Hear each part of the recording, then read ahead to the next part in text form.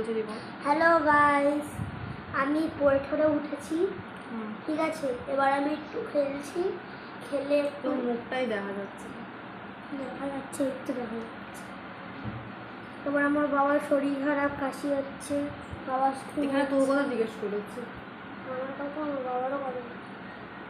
আমার কি ফোন করছে, কি হলো? কেউ করেনি।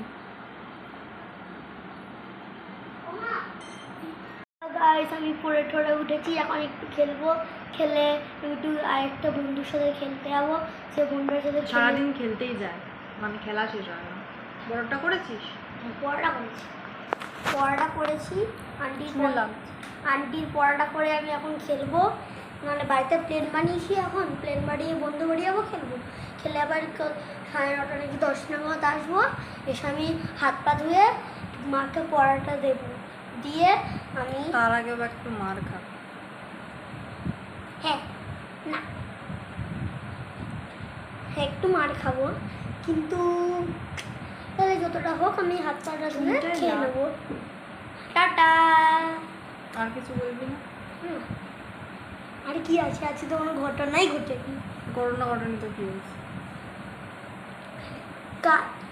আমাদের যে সরি গাইস দিতে ভুলে কি হলো বল। হ্যালো গাইস, ঠিক আছে, আমার কালকে দিদিয়া বলেছিল যে আমার ডিসক্রিপশনে মারটা পাঠাবে। সরি, ডিসক্রিপশনে মার পাঠাবো আমি বলিনি। এপিডি সাথে মার পাঠাবে, তারপর তোমরা দেখবে, কিন্তু ওরা পাঠায়নি কারণ আমি মারটাই খাইনি।